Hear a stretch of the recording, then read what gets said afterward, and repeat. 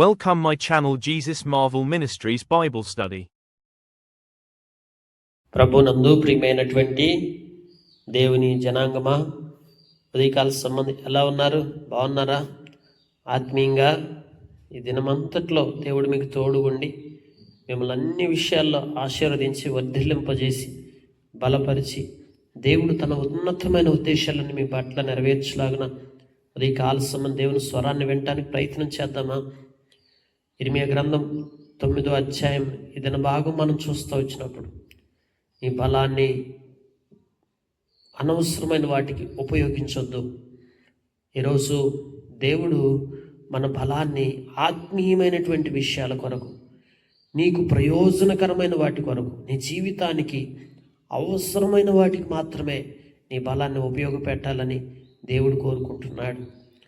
ఆ దినములలో ఇర్మియా గారు అక్కడ పరిస్థితులను చూస్తూ వచ్చినప్పుడు, మనుషుల యొక్క పరిస్థితులను చూస్తూ వచ్చినప్పుడు, మనుషుల ద్వారా కలుగుతున్న బాధ తనకు ఏర్పడతా వచ్చినప్పుడు, తన కళ్ళ ముందు వేలాది మంది ప్రజలు, లక్షలాది మంది ప్రజలు నశించిపోతూ హతమార్చబడుతున్నప్పుడు కన్నీరు గార్చాడంటాడు, విలపించాడు. తన కన్నీళ్ళు ఒక ఓటలాగా తన కళ్ళల్లోంచి అలాగూ వచ్చేస్తున్నాయి అంట. ఎందుకంటే మనుషులు హతమార్చబడటం, నశించిపోవటాన్ని చూసినప్పుడు మరి ఇర్మియా చాలా బాధకు గురైపోతూ వచ్చాడు. ఈ రోజున మనుషుల ద్వారా మనకి ఎన్నో రకాలైనటువంటి బాధలు, అవమానాలు, నిందలు, ఇబ్బందులు మన జీవితంలో తలెత్తుతూ ఉంటాయి. అనేకమైన కష్టతరమైన పరిస్థితులు మన జీవితంలో తలెత్తుంటాయి. ఎందుకంటే ప్రియులారా, ఆ రోజున ఇర్మియా గారు ఎందుకు బాధపడుతూ వచ్చాడంటే, జనులందరూ కూడా వ్యభిచారులు, ద్రోహం చేసేవాళ్ళు ఉంటున్నారు. అలాంటి పరిస్థితుల్లో చూస్తూ వచ్చినప్పుడు అరణ్యంలోకి వెళ్ళిపోయి, అరణ్యంలో బాటసార్లు ఉంటారు కదా, బాటసార్లకి ఏదైనా బస్సు ఏర్పరిచినటువంటి స్థలాలు చూసుకొని అక్కడికి వెళ్ళిపోయి అక్కడ బ్రతికితే బాగుంటుంది అనిపించిందంట. ఈ రోజున జనాలకు ఏమనిపిస్తుంది తెలుసా?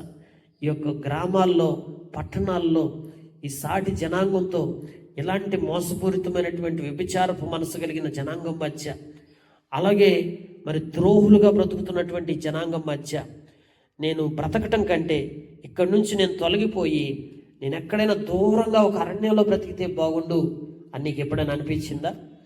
ఈ రోజున మనుషులకు అలానే అనిపిస్తుంది. కారణం ఏంటంటే, ఇతర మనుషుల ద్వారా మనకు కలుగుతున్నటువంటి ఇబ్బంది అట్లాంటిది. అందుకే విండ్లను తొక్కి మరి ఉంచున్నట్లుగా అబద్ధమాటుగా తమ నాలుకను ఉంచుతున్నారు. తమకున్న బలాన్ని నమ్మకముగా ఉపయోగపరచరు. ఎరుగక కీడు వెంట కీడు చేయొచ్చు ప్రవర్తించుతున్నారు. తమ బలాన్నంతా దేనికి వాడుతున్నారు? ఇతర మనుషులకు కీడు చేయడానికి వాడుతున్నారు. అబద్ధాలు ఆడుతున్నారు, వ్యభిచారం చేస్తున్నారు. ఇలాంటి మనుషుల మధ్య నేను జీవించలేనయ్యా, వీరు నశించిపోతున్న జీవన విధానం చూస్తున్నప్పుడు నాకు ఎంత దుఃఖం వేస్తుందో తెలుసా అని ఇర్మియా మరి అరణ్యంలో పోయి బ్రతకాలనుకున్నాడంట. ఈరోజు నీకు కూడా అట్లా ఏమైనా అనిపిస్తుందా? నీ చుట్టూ ఉన్న ప్రజల ద్వారా నీకు కలిగే ఇబ్బందులు, నీ జీవిత విధానాన్ని అలాగూ చేసి ఉంటే, ప్రియమైనటువంటి వాళ్ళరా, మనుషులు రెండు అనుభవాలు కలిగి ఉంటారండి. ఒకటి, నీతియుక్తంగా యథార్థంగా జీవిస్తూ సమాజంలో బ్రతుకుతూ ఇతర మనుషుల ద్వారా కలిగే కీడును బట్టి, ఇతర మనుషుల ద్వారా వ్యభిచారపు మనసును బట్టి, ద్రోహం చేసే మనుషులను బట్టి. అందుకే అక్కడ లేఖనాలు అంటాడు, తన పొరుగువాని విషయమై జాగ్రత్తగా ఉండమని చెప్తాడు. ఎందుకంటే ప్రతి మనుషుడు కూడా, ప్రతి సహోదరుడు కూడా తంత్రగొట్టాయి తన సహోదరుని మరి కొంపముంచుతున్నాడు. ప్రతి పొరుగువాడును కొండెముల చెప్పుటకై తిరుగులాడుచున్నాడు. తంత్రగొట్లు అయిపోయారు పొరుగు వాళ్ళంతా కూడా. మరి ఇలాగున్నారు అని చెప్తున్నాడు. అంటే ప్రియులారా, మనుషుల రెండు విధానాలు కలిగి ఉంటారు. ఒకటి, నీతియుక్తంగా సత్యము కొరకు బ్రతికేటువంటి వారైతే, మరొకరు ఎవరంటే ఎప్పుడు ఇతరులకు కీడు చేసే విషయంలో, ఇతరుల గురించి అబద్ధాలు కల్పించే విషయంలో, ఇతరుల గురించి ఎల్లప్పుడూ ఇతర మనుషులకి ఏ విధంగా అయినా సరే మోసపూరితంగా తంత్రగొట్లైపోయి నానా రకాల బాధకు గురి చేసేటువంటి మనుషులు. ఈ రెండు రకాల మనుషుల్లో మొదటి తరహాగా నువ్వు నీతియుక్తంగా బ్రతుకుతున్నప్పుడు నీకు తప్పక నీ హృదయంలో బాధ ఉంటుంది. అయితే ఒకటి గుర్తుపెట్టుకోండి, ఇర్మియా గారు పోయి అరణ్యంలో బ్రతకమన్నాడు కదని మనం కూడా ఆ గృహాలు, ఇల్లు, వాకిళ్ళు వదిలిపెట్టేసిపోయి ఎక్కడో అరణ్యంలో బ్రతకటం కాదండి. మనం ఏం చేయాలంటే జాగ్రత్త పడాలి. ప్రతి వ్యక్తి కూడా ఆత్మీయంగా నివసించేటువంటి వ్యక్తులు, నీతియుక్తంగా సత్యవంతంగా బ్రతికేటువంటి వారు ఇతర మనుషుల విషయమై వచ్చేటువంటి శోధనలన్నిటి విషయాల్లో నువ్వు చాలా జాగ్రత్త పడాలి. నువ్వు మెలకుగా ఉండాలి. ఎక్కడ కూడా ఆ చోటు ఇవ్వకూడదు, అవకాశం ఇవ్వకూడదు. అలాగే నేను ఇంకొక విషయం చెప్తుంటున్నాను. ఈ దినము నువ్వు ఇంకా అబద్ధాలు ఆడుతూ కీడు వెంట కీడు ఇతరులకు కల్పిస్తూ నీ బలాన్నంతా వ్యర్థముగా ఉపయోగపరుస్తూ పాపములో జీవిస్తూ ఇతర మనుషుల కొరకు ఏది చేయకూడదో, ఏది నిష్ప్రయోజనకరమో వాటిని నువ్వు చేస్తా. నీ బలాన్నంతా వ్యర్థముగా ఉపయోగపెట్టుకున్న ప్రియ సహోదరుడుగా నువ్వు ఎవరైనా ఉంటే ఈ ఉదయకాల సంబంధు నీవు దాన్ని విడిచిపెట్టడం మంచిది. ఎందుకంటే దేవుడు నిన్ను దీవించడానికి ఇష్టపడుతున్నాడు. దేవుడు నీ జీవితాన్ని మార్చడానికి ఇష్టపడుతున్నాడు. కనుక ఇలాంటి వ్యర్థమైన దాంట్లో నీ జీవితాన్ని గడపటం దేవునికి ఎంత మాత్రమో ఇష్టం లేదు. అందుకనే దేవుని ప్రజలైనటువంటి వారు ఎట్లా జీవించాలి? ఎదుటివారిని తప్పులు పట్టుకోవడానికా దేవుడు మనకు బలాన్ని ఇచ్చింది? కాపట్యంతో బ్రతకడానికా దేవుడు మనకు బలాన్ని ఇచ్చింది? వారు మరి ఆత్మీయంగా దేవుడు మనకిచ్చిన శక్తిని ప్రభు కొరకు వినియోగించాలి, కానీ ప్రభు మహిమార్థమైన నీ బలాన్ని ఉపయోగపెట్టుకోవాలి. కానీ వ్యర్థమైనటువంటి కార్యాల్లో నువ్వు ముందుకెళ్ళటానికి ఎందుకు నీ బలాన్ని ఉపయోగించుకుంటున్నావు? నిజంగా ఇలాంటి పరిస్థితి మన జీవితంలో తలెత్తా వచ్చినప్పుడు, ఆ దేవుని వాక్యంలో మనం చూస్తున్నప్పుడు, వారు నాలుక ఘాతుకు బాణం, అది కాపట్యం పలుకుచున్నది. ఒకడు మనసులో వంచనాభిప్రాయం ఉంచుకొని నోట పురుగు అంత సమాధానంగా చెప్తుంటాం. అభిప్రాయమేమో వంచన అభిప్రాయం కలిగి ఉంటాం, పైకేమో సమాధానం కలిగి ఉంటాం. ఇలాంటి జీవితం కలిగినటువంటి మనుషుల మధ్య నేను ఎలా బ్రతకాలయ్యా, నేను ఎలా జీవించాలయ్యా, ఇలాంటి మనుషులు తీరు నాకు నచ్చట్లేదయ్యా అని చెప్పి ఇర్మియా ఎంతగానో ఏడుస్తూ వచ్చాడు. ప్రియ సహోదరుడా, నీవు కూడా నీ బాధ ఇదే అయితే, you look on to the God only. నువ్వు దేవుని వైపు చూడాలి. నువ్వు దేవుని వైపు చూసి ఏ ప్రజల ద్వారా అయితే నీకు కీడు కలుగుతుందో, ఏ ప్రజల ద్వారా అయితే వంచన జరుగుతుందో, ఏ ప్రజలైతే మరొక ఘాతుక బాణాల వల్ల నిన్ను సంధించి నిన్ను బాధ గురి చేస్తున్నారో వారిని దేవుని చేతికి అప్పగించు. దేవుడు ఏం చేస్తాడంటే వారికి ప్రతిదండన చేయకుంటుంటాడా, వారిని శిక్షింపకుంటాడా అని గ్రంథంలో రాయబడతా వచ్చింది. ఖచ్చితంగా వారిని శిక్షిస్తాడు. ఖచ్చితంగా వారికి రావాల్సిన ప్రతిదండన వారికి రప్పిస్తాడు. నీవు కానీ వారి గురించి ఆలోచిస్తా నీ జీవితాన్ని మాత్రం ఎప్పుడు వ్యర్థపరచుకోవద్దు, నీ బలాన్ని వ్యర్థపరచుకోవద్దు. అందుకే పర్వతం విషయమై రోదన అంగలార్చుట, అరణ్యంలో మేత స్థలాలను బట్టి, పాడైపోయినటువంటి స్థితిని బట్టి జంతువులను పక్షులను యెరూషలేములో పాడు దిబ్బలుగా నక్కలుగా చోటుగాను నేను చేయుచున్నాను. దేవుని వాక్యం చూస్తుంటున్నప్పుడు దీన్ని గ్రహింపగల, ఈ సంగతిని గ్రహింపగల జ్ఞాని ఎవడు? దేవుడు అంటున్నాడు, జ్ఞానము కావాలి మనకి. ఏంటి జ్ఞానం? ఎల్లప్పుడూ మనుషులు వారు ప్రవర్తన శైలిని గ్రహిస్తా, వారి వైపే చూస్తా, వారు ఇలాగుంటున్నారని విచారపడతా, దిగులుతో విచారంతో నీ జీవితాన్ని గడపడానికిగా దేవుడు నిన్ను ఎన్నుకున్నదే. సంగతులను గ్రహించగలిగే ఒక జ్ఞానము గల వ్యక్తిగా నిన్ను ఉంచాలని దేవుడు కోరుకుంటున్నాడు. ఏంటి జ్ఞానం? దైవికమైన జ్ఞానంలో నువ్వు ఎదుగుతూ మనుషుల వైపు చూడటం మానేసేసి, మనుషుల ద్వారా నీకు కలిగే ప్రతి కష్టమును, ప్రతి బాధను, ప్రతి నిందను, ప్రతి సమస్యను, ప్రతి శ్రమను దేవుని చేతికి అప్పగించి దేవుడు ఆ శిక్షను ప్రతిదండను చూసుకుంటాడనే జ్ఞానముతో నువ్వు నడుచుకొని నువ్వు దేవుని వైపు చూడాలి. ఎప్పుడైతే నువ్వు దేవుని వైపు చూస్తావో దేవుడు నీ సమస్యలన్నిటి నుంచి నేను విడిపిస్తాడు. దేవుని సంగతులను ఆలోచించు. దేవుని ఉద్దేశాలు ఏమైనా, దేవుడు నా పట్ల ఏ ప్రణాళిక కలిగి ఉన్నాడు, దేవుడు నా జీవితంలో ఏం చేయాలనుకుంటున్నాడు, దేవుడు నా జీవితంలో ఎలా నన్ను బలపరచాలనుకుంటున్నాడు అని ఆ సంగతులను నువ్వు ఆలోచించే వ్యక్తిగా ఉండాలి. ఈ రోజున కొంతమంది దేవుళ్ళు రక్షించబడటానికి ముందుగా మరి పడిపోయినటువంటి వారిని, బలహీనైనటువంటి వారిని, అపవిత్రంగా జీవిస్తున్నటువంటి వారిని, కీడు తలపెట్టే వారిని, ఇలాంటి వారిని ఎక్కువగా చూసి అటువంటి వారు ఎవరో కూడా రక్షించబడినట్టుగా సంఘ చరిత్రలో లేదు. ఒక వ్యక్తి రక్షించబడాలంటే దేవుని వైపు మాత్రమే చూడాలండి. ఒక వ్యక్తి ఆశీర్వదించబడాలంటే దేవుని వైపు చూడాలి. ఒక వ్యక్తి ఉన్నత స్థితిలోకి రావాలంటే దేవుని వైపు చూడాలి. మనుషుల వైపు చూసేవాడు ఎన్నటికీ ఆశీర్వాదాన్ని అనుభవించలేడు.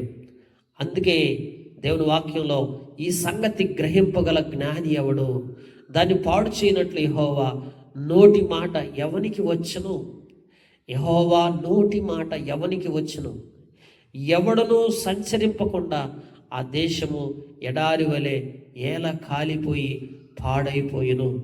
సొదొమ గొమొర్రా ఎందుకు పాడైపోయింది? పట్టణం ఆ ప్రజల యొక్క పాప స్థితిని బట్టి ఆ పట్టణం పాడైపోయింది.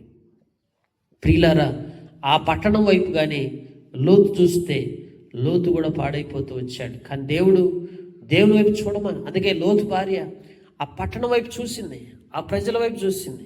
వారి జీవితాలు ఎట్లున్నాయా అని వారిని గమనిద్దామనుకుంది. దేవుడు వద్దని చెప్పిన దాన్ని చేస్తూ వచ్చింది. ఉదయకాల సమయంలో ఆలోచించండి. ఆ కుటుంబాన్ని ఆశీర్వదించడానికి దేవుడు ఇష్టపడి తన చేతులారా తీసుకొచ్చి బయట వదిలిపెట్టిన, కానీ షిలుకాంటుదా ఆ సిటీ, ఆ యొక్క ప్రాంతం వైపే చూస్తూ వచ్చింది. ఈ రోజున నువ్వు ఎట్లున్నావు? నీ జీవితంలో నువ్వు ఏమి సాధించాలనుకుంటున్నావో, ఏది నీవు ఉన్నతంగా ఉండటానికి నువ్వు ఆశపడుతుంటున్నావో, నీ జీవిత గమ్య లక్ష్యాలు ఏవైతే ఉంటున్నాయో వాటన్నిటిని నువ్వు అచీవ్ అవటానికి నీవు మనుషుల ప్రవర్తన శైలిని పరిశోధించడానికి దేవుడు నీకు బలాన్ని ఇచ్చింది. మనుషుల యొక్క జీవన విధానాన్ని ఏమైనదో దాని కొరకు కాదు, నీ ఆలోచన శక్తిని దేవుడు నీకు ఇచ్చింది.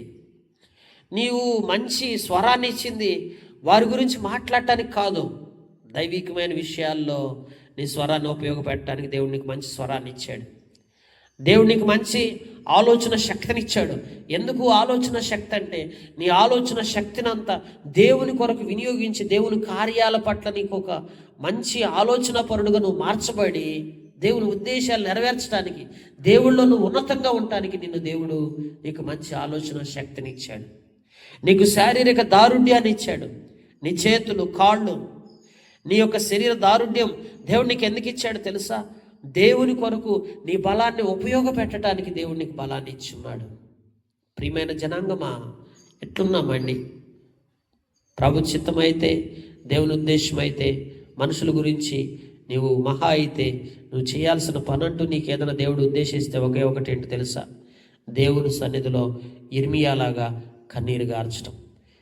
కోర్స్ ఇర్మియా గారు కూడా అరణ్యంలోకి వెళ్ళి బ్రతికితే బాగుండని బాధపడ్డాడే కానీ ఎప్పుడు అరణ్యంలోకి వెళ్ళలేదు. ఆయన దేవుని సన్నిధిలో కనిపెట్టి ప్రార్థించాడు. నీవు కూడా కనిపెట్టి ప్రార్థించు. నేను ఈ ప్రాంతంలో ఉండలేను, ఈ గ్రామంలో ఉండలేను, ఈ యొక్క పట్టణంలో నేను ఉండలేను, నేను ఈ జనాంగం మధ్య నేను బ్రతకలేను, నా వల్ల కావట్లేదు, నేను ఒంటరిగా ఉంటా, నేను ఎక్కడికి వెళ్ళి అరణ్యంలో బ్రతుకుతా, లేకపోతే అసలు ఈ లోకంలోనే నేను ఉండను, నేను వెళ్ళిపోవాలనుకుంటున్నా, అసలు నేను చనిపోతే బాగుంటుంది, ఈ ప్రజలతో నేను పడలేను, ఎలాంటి మనసు కలిగిన వాళ్ళు ఎవరైనా ఉంటే ఉదయకాల సంబంధం ప్రభు పాదాలు చేతకు రండి. దేవాతి దేవుడు నీ కొరకు ఆశతో ఎదురు చూస్తున్నాడు. నువ్వెంతవరకు మనుషుల వైపు చూసి విసిగి వేసారిపోయిన స్థితి నీలో ఉంటే దేవుడు నిన్ను ఉన్నతంగా ఉంచడానికి నీ పట్ల గొప్ప ప్రణాళికను కలిగి ఉన్నాడు కనుక ఆయన పాదాల చెంతకు వస్తావా? ఆయన సన్నిధిలో మోకరిల్లుతావా? ఆయన సన్నిధికి వచ్చి నువ్వు, దేవా నా జీవితంలో నా బలాన్ని ఎంతవరకు నేను వ్యర్థపరుచుకున్నానయ్యా, ఇక నేను ఎప్పుడు కూడా నాకు ఇచ్చిన జ్ఞానాన్ని, నాకు ఇచ్చిన బలాన్ని నేను వ్యర్థముగా ఉపయోగించనయ్యా. సొదొమ గొమొర్రా పాడైపోతే ఆ పట్టణాన్ని దేవుడే మరి శిక్షకు గురి చేశాడయ్యా, సంహరించాడు. వాని క్రియల చొప్పున జీతం ఇచ్చే దేవుడు నీవు కనుక నీవు చూసుకోయ్యా, నాకు వీటి గురించి వద్దు, ఇక నుంచి నేను నీ వైపు చూస్తానయ్యా అని చెప్పి దేవుని గురించిన ఆలోచన నువ్వు కలిగి నువ్వు దేవుని సన్నిధికి వస్తే దేవుడు నిన్ను బ్లెస్ చేస్తాడు. ఇంకా చెప్తుంటున్నాను, ఈ ఉదయకాల సంబంధం ఎవరైనా ఇంకా అబద్ధికులు గాను, మోసగాండ్రు గాను, ఇతరులకు కీడు చేసేవారు గాను, వంచన అభిప్రాయం పెట్టుకొని పైకి సమాధానంగా బ్రతికేవారు ఇంకా నువ్వు పాపంలో బ్రతుకుతుంటే ఉదయకాల సంబంధం పాపం విడిచిపెట్టి దేవుని దగ్గరికి రా. నువ్వు ఇతర మనుషుల నుంచి అది నేర్చుకుంటే దాని నుంచి నాకు వద్దు ప్రభువా, నేను కూడా ఆత్మీయంగా జీవిస్తానని, పాపంలోని బ్రతకడం ఎంతకాలం ఇలాగా నేను సరి చేసుకుంటానని నువ్వు దేవుని సన్నిధికి వస్తే నిన్ను కూడా దేవుడు దీవిస్తాడు. ఆత్మీయంగా ఉండే నీవు వారి వైపు చూడకుండా జాగ్రత్త పడి దేవుని సన్నిధికి వస్తే దేవుడు నిన్ను కూడా దీవిస్తాడు. ఈ రెండు తరహా మనుషుల్లో నువ్వు ఎలా ఉన్నావో నాకైతే తెలియదు. అయితే దేవుడు ఆశీర్వాదం కొరకు దేవుడు వాక్యం ద్వారా ఈరోజు నిన్ను బలపరచడానికి దేవుడిని ముందుకు తీసుకొచ్చిన ఈ వాక్యమును విని గ్రహించి దాని ప్రకారం నువ్వు జీవించి చూడు. తప్పక దేవుడు నీ జీవితంలో గొప్ప కార్యాలు జరిగించి నిన్ను ఉన్నతంగా ఉంచి ఘనపరుస్తాడు. నా దేవుడు అన్యాయస్తుడు కాదు. నీ జీవితంలో అనేకమైన మేళ్లతో నింపుతాడు, ఆశీర్వాదాలతో నింపుతాడు. ఉన్నత స్థితిని ప్రభు నీకు ఇవ్వబోతున్నాడు. దినమంతట్లో నువ్వు దేవుడు గొప్ప కార్యాలు నీ జీవితంలో జరిగించడానికి నిన్ను అర్పించుకొని ప్రభు సన్నిధికి వచ్చి మోకరిల్లి ప్రార్థన చేసుకొని, ఈ దినమే నా జీవితంలో ఒక గొప్ప అద్భుతం చేయి ప్రభు నువ్వు ఎదురు చూసి దేవుని కార్యాల కొరకు కనిపెట్టినట్లయితే నీ పట్ల గొప్ప ప్రణాళిక ఈరోజే ప్రభు ఆచరణలోకి తీసుకొచ్చి నిన్ను ఆశీర్వదించడం ప్రారంభిస్తాడు. దేవుడి మాటలు దీవించి మన గ్రహింపులో తీసుకొచ్చి మనకు సహాయం చేసి మనల్ని బలపరచునుగాక. Praise lord. God bless you.